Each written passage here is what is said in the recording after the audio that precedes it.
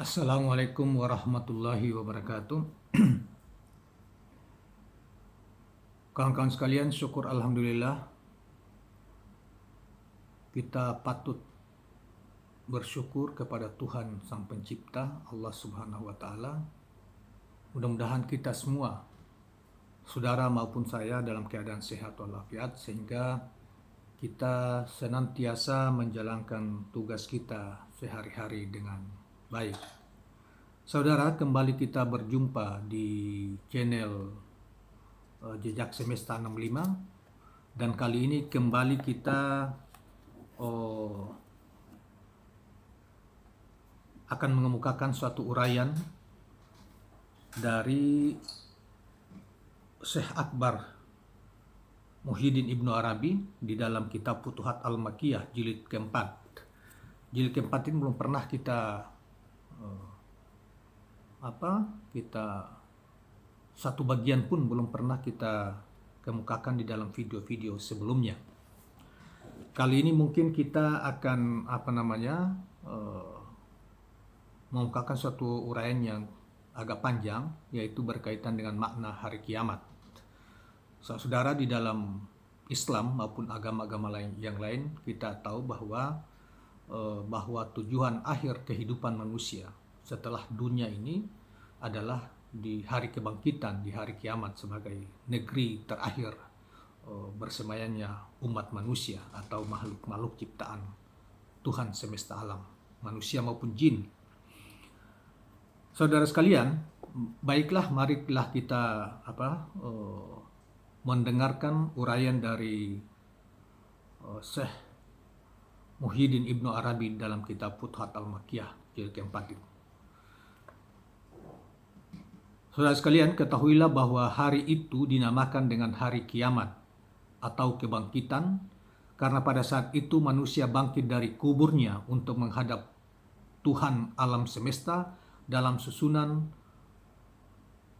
konfigurasi akhirat seperti yang telah kami sampaikan pada bab sebelumnya atau tentang barzah. Ini juga kita belum membuatkan video ya tentang barzah ini.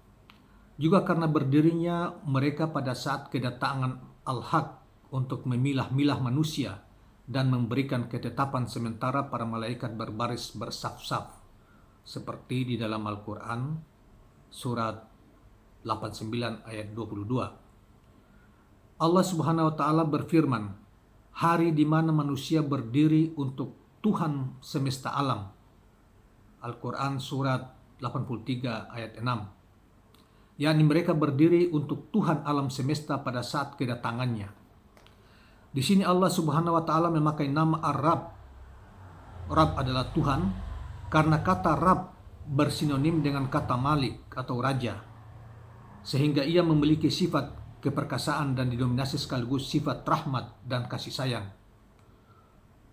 Dia tidak memakai nama Ar-Rahman atau Maha Pengasih karena hari ini mengharuskan adanya kemarahan seperti yang akan disampaikan nanti pada bab ini, dan adanya perhitungan atau hisab serta didatangkannya neraka jahanam dan mizan-mizan. Mizan adalah timbangan-timbangan. Semua itu bukan berasal dari sifat-sifat rahmat mutlak sebagaimana yang diminta oleh nama Ar-Rahman. Hanya saja di sisi Allah datang dengan sebuah nama ilahi yang di dalamnya rahmat lebih mendominasi. Datang dengan sebuah nama ilahi yang di dalamnya rahmat lebih mendominasi, yakni nama Ar-Rabb, yang menunjukkan adanya islah, perbaikan, perawatan, dan perdamaian. Dan tarbiyah, pendidikan, pemeliharaan, dan pengasuhan.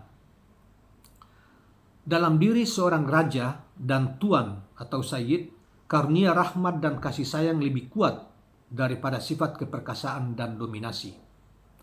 Maka dari itu rahmat mendahului amarahnya dan dia lebih memperbanyak ampunan terhadap kesalahan-kesalahan mayoritas manusia.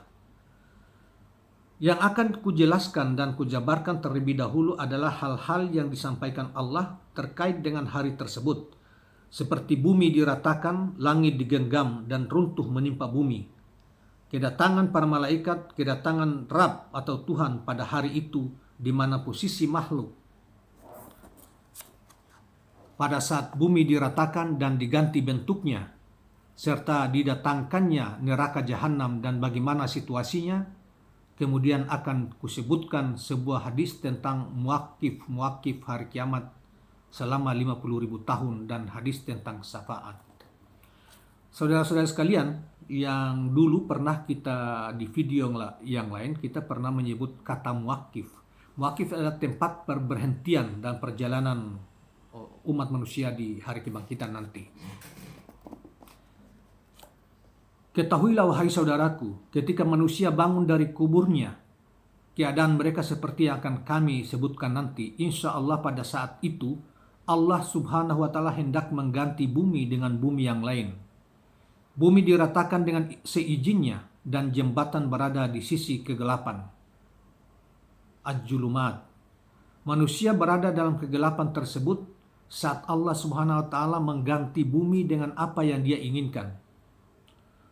Bisa jadi dia hanya merubah bentuknya saja atau merubahnya dengan bumi yang lain yang tidak ada lagi tidur di dalamnya. Bumi tersebut bernama Asyirah.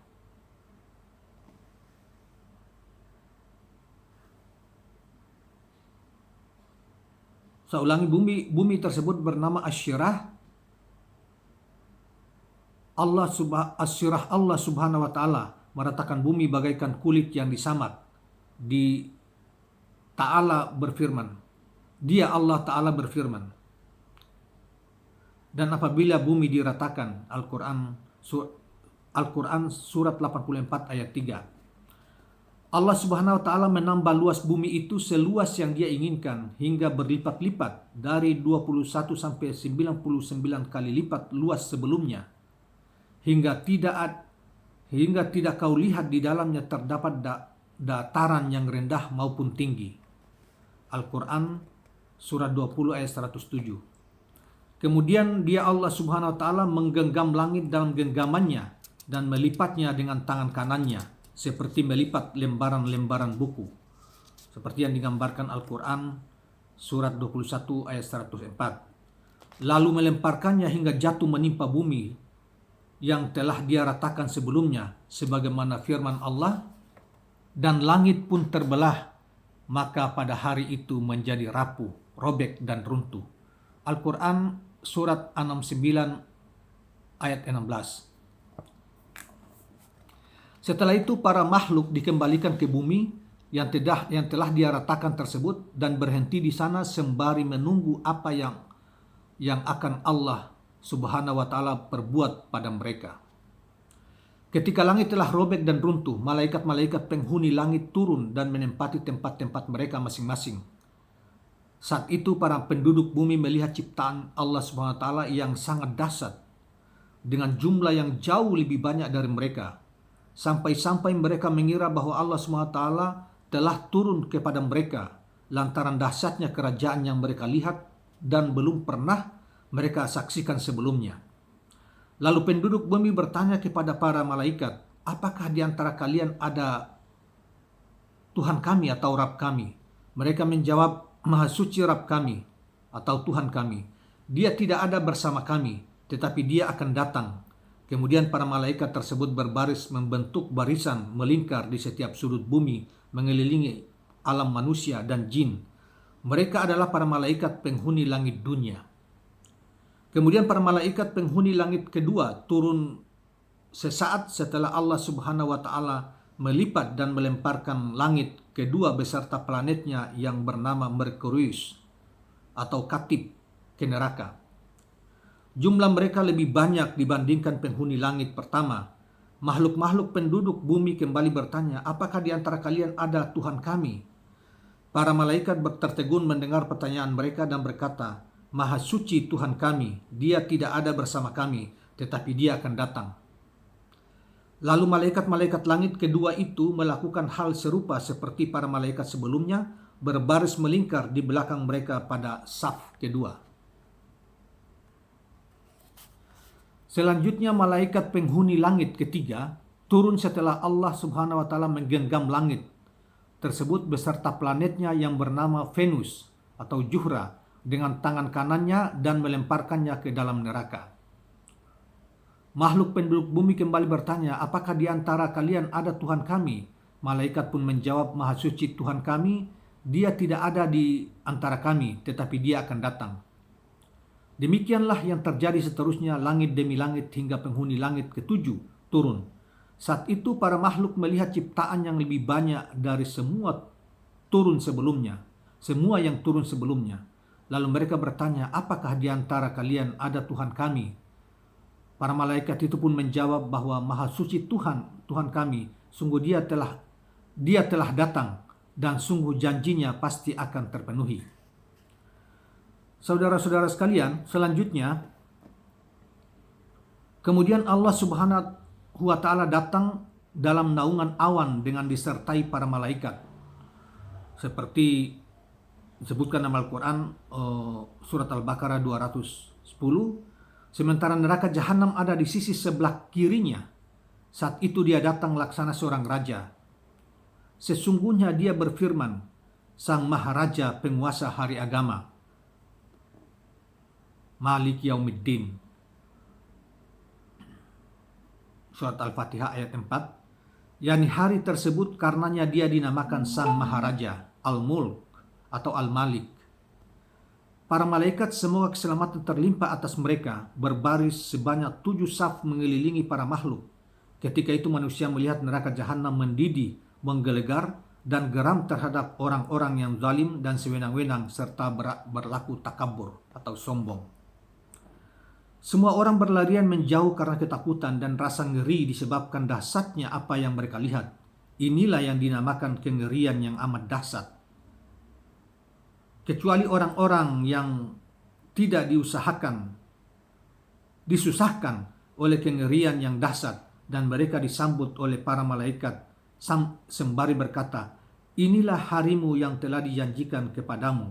Al-Quran surat 21 ayat 103. Mereka adalah orang-orang yang memiliki keimanan dalam diri kepada para nabi dan merasa aman bersama mereka. Di sisi lain, para nabi masih merasa takut dan khawatir untuk umatnya dikarenakan belas kasih kepada para makhluk yang dijanjikan Allah Subhanahu wa taala sebagai watak mereka. Sampai-sampai mereka berkata di hari itu, Ya Allah, selamatkanlah umatku, selamatkanlah umatku. Saat manusia berlarian menjauh dari neraka jahanam dan tercerai-berai karena dahsyatnya kengerian yang mereka lihat di hari itu, mereka bertemu dengan barisan para malaikat dan tidak bisa melewatinya. Kemudian para malaikat membantu Sang Maharaja, Allah Al-Haq Subhanahu wa ta'ala, mengiring mereka kembali ke padang mahsyar, dan nabi-nabi mereka memanggil, kembalilah kalian, hingga mereka pun saling memanggil satu sama lain, sebagaimana firman Allah tentang apa yang dikatakan oleh Rasulullah. Wahai kaumku, sesungguhnya aku takut dan khawatir untuk kalian akan hari panggil memanggil, yaitu hari di mana kalian berpaling ke belakang. Tidak ada satu pelindung pun bagi kalian yang bisa menyelamatkan kalian dari Allah Subhanahu wa taala. Al-Quran surat 40 ayat 32-33. Kala itu para rasul berdoa, Ya Allah, selamatkanlah kaumku, selamatkanlah kaumku. Mereka benar-benar khawatir dan ketakutan, setakut-takutnya untuk umat-umat mereka, sementara umat-umat mereka merasa takut dan khawatir untuk diri mereka sendiri. Di sisi lain, orang-orang yang tersucikan dan terjaga, yang tidak ternodai sisi batin mereka dengan keraguan yang menyesatkan, dan tidak pula sisi lahiriah mereka dengan pelanggaran syariat, merasakan keamanan dan kedamaian hingga membuat para nabi merasa iri dengan rasa aman mereka, karena para nabi tersebut masih merasa takut dan khawatir untuk umat-umat mereka. Kemudian terdengar seruan dari arah Allah Subhanahu wa taala yang bisa didengar oleh semua yang ada di muwakif tersebut atau tempat perhentian berkumpul tersebut. Tetapi mereka tidak tahu, dan aku sendiri juga tidak tahu, apakah seruan itu berasal dari Al-Haq Subhanahu wa ta'ala langsung atau seruan atas dasar perintahnya. Seruan itu berkata, wahai penghuni muwakif, Hari ini akan kalian ketahui siapa saja yang mendapat kemuliaan dan kemurahan Allah. Sesungguhnya Allah Subhanahu wa taala berfirman, "Wahai insan, apakah yang telah memperdayakanmu hingga berpaling dari Tuhanmu yang Maha Pemurah?" Al-Quran surat 82 ayat 6. Ayat ini memberi pengajaran dan peringatan agar mereka menjawab, "Kemurahan-Mu." Suatu hari aku pernah mendengar Syekh kami, Syekh Sanakkatah radhiyallahu anhu berkata sambil menangis, "Wahai manusia, janganlah kalian berbuat sesuatu yang tidak layak dengan kemurahannya. Dia telah mengeluarkan kita sementara kita belum berbuat apa-apa. Dia telah mengeluarkan kita sementara kita belum berbuat apa-apa. Telah mengajari kita sementara kita belum tahu apa-apa. Dia terlebih dahulu telah memberi kita karunia dengan keimanan kepadanya dan kepada kitab-kitab suci serta rasul-rasulnya sebelum kita bisa memahami dengan akal kita. Aku ingin tahu apakah dia kemudian memberi kita ajab setelah kita mampu memahami dan kita masih beriman. Maha sempurna lagi maha suci kemurahannya untuk berbuat seperti itu. Perkataan beliau itu membuatku menangis bahagia dan para hadirin pun ikut menangis. Kita kembali dan kami katakan kepada Al-Haq berkata di dalam seruan tersebut, "Di manakah orang-orang yang lambung mereka jauh dari tempat tidurnya, senantiasa berdoa kepada Tuhannya dengan penuh rasa takut dan harap, dan selalu menafkahkan sebagian dari rezeki yang kami berikan kepada mereka." Lalu Al-Quran surat 32 ayat 16. Lalu mereka yang termasuk dari golongan tersebut dimasukkan ke dalam surga. Kemudian orang-orang mendengar seruan kedua dari Al-Haq. Aku tak tahu apakah itu seruan dari Al-Haq langsung atau seruan atas dasar perintahnya. Di manakah mereka yang tidak dilalaikan oleh perniagaan dan tidak pula jual beli dari mengingat Allah, mendirikan salat dan membayar zakat. Mereka senantiasa takut pada hari di mana kalbu dan penglihatan berguncang. Semua itu agar Allah memberi mereka balasan yang lebih baik dari apa yang mereka kerjakan dan menambahkan lagi kepada mereka dari karunia-Nya. Al-Quran surah 24 ayat 37 sampai 38. Tambahan yang diberikan kepada mereka itu adalah surga-surga spesial yang pernah kami sebutkan sebelumnya, lalu mereka diperintahkan untuk masuk surga. Selanjutnya orang-orang mendengar seruan ketiga. Aku tak tahu apakah itu seruan dari Al-Haq langsung atau seruan atas perintahnya. Wahai penghuni muwakif, akan kau ketahui hari ini siapa saja yang mendapat kemurahan Allah. Di manakah orang-orang yang menempati apa yang telah mereka janjikan kepada Allah. Al-Quran 33 ayat 23. Agar Allah memberikan ganjaran kepada orang-orang sadik atas kesadikannya. Maksudnya orang-orang yang jujur, percaya atas kejujurannya. Al-Quran surat 33 ayat 24. Lalu orang-orang tersebut diperintahkan untuk masuk surga. Saudara-saudara sekalian, selanjutnya dijelaskan bahwa setelah seruan-seruan itu berakhir, ada sebuah leher yang keluar dari api neraka. Leher tersebut menjulur ke atas sampai mengawasi para makhluk. Ia memiliki 2 mata dan lidah yang bisa berbicara dengan fasih. Kemudian ia berkata, "Wahai penghuni muwakif, aku ditugaskan untuk 3 kelompok di antara kalian. Sama seperti seruan pertama yang terjadi 3 kali untuk 3 kelompok orang-orang yang selamat dan bahagia.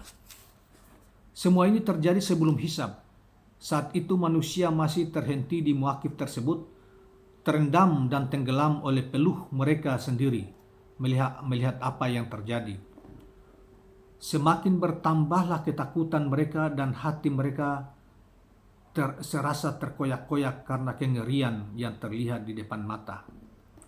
Kemudian leher yang menjulur tinggi dari api neraka itu berkata kepada mereka, "Aku ditugaskan mengambil orang-orang yang sombong dan sewenang-wenang." Lalu ia menyambar mereka dari tengah-tengah antrean para makhluk seperti seekor burung mematuk biji wijen dengan paruhnya. Setelah mengambil semua yang termasuk dalam golongan tersebut, hingga tak tersisa satu pun dari mereka di Muwaqif itu, ia kembali berseru dengan seruan kedua, "Wahai penghuni Muwaqif, aku ditugaskan mengambil orang-orang yang telah menyakiti Allah dan Rasul-Nya." Lalu ia kembali menyambar mereka di antara para makhluk seperti seekor burung mematuk biji wijen. Setelah tak tersisakan satu pun dari mereka, ia kembali menyeru untuk ketiga kalinya, "Wahai penghuni Muwaqif, aku ditugaskan mengambil mereka yang mencipta sesuatu seperti ciptaan Allah." Lalu ia mengambil para pelukis yang melukis gambar-gambar di gereja dan biara dengan tujuan untuk disembah, termasuk juga di antara para pemahat patung-patung berhala. Disebutkan dalam firman Allah Subhanahu wa taala, "Apakah kalian menyembah patung-patung yang kalian pahat sendiri?" Al-Quran surat 37 ayat 95. Para pemahat itu memahat kayu-kayu dan bebatuan untuk dijadikan oleh orang-orang tersebut sebagai sesembahan selain Allah Subhanahu wa taala. Merekalah para pemahat dan pelukis yang dimaksud. Lalu leher yang menjulur tinggi itu mengambil mereka dari tengah-tengah antrean para makhluk seperti seekor burung mematuk biji wijen. Setelah Allah Subhanahu wa taala mengambil kelompok tersebut hingga orang terakhir, masih terdapat para pelukis dan pemahat di antara manusia yang tidak berminat menjadikan lukisan dan pemahatnya sebagai sesembahan seperti orang-orang sebelumnya. Para pelukis dan pemahat itu kemudian diminta untuk meniupkan pada patung dan lukisan mereka ruh-ruh yang bisa menghidupkannya. Tetapi mereka tak mampu melakukannya, seperti yang disebutkan di dalam sebuah hadis tentang para pemahat dan pelukis. Akhirnya mereka pun tertahan selama jangka waktu yang dikehendaki Allah Subhanahu wa taala, menanti apa yang akan Dia perbuat, maksudnya Allah perbuat pada mereka. Sementara mereka saat itu sudah terendam dan tenggelam di dalam keringat mereka sendiri. Saudara-saudara sekalian, inilah penjelasan tentang hari kiamat yang sampai kepada penjelasan terakhir tentang leher api yang menjulur dari neraka dan 3 seruan penghuni neraka sebelum hisab yang kita sudah bacakan tadi. Gambaran berikutnya tentang tempat-tempat perberhentian yang sangat panjang sehingga kita tidak perlu lanjutkan, tetapi gambaran tentang hari kiamat sudah mencakup apa yang sudah kita bacakan tadi. Saudara sekalian, demikianlah, dan mudah-mudahan bermanfaat bagi kita dan semakin memperkuat keyakinan kita kepada Tuhan Allah Subhanahu wa taala dan Rasul-Nya Nabi Agung Muhammad SAW dan Al-Islam sebagai jalan keselamatan bagi kita sekalian. Dan sebelum kita akhiri, jangan lupa subscribe dan like serta komen channel ini. Terima kasih. Assalamualaikum warahmatullahi wabarakatuh.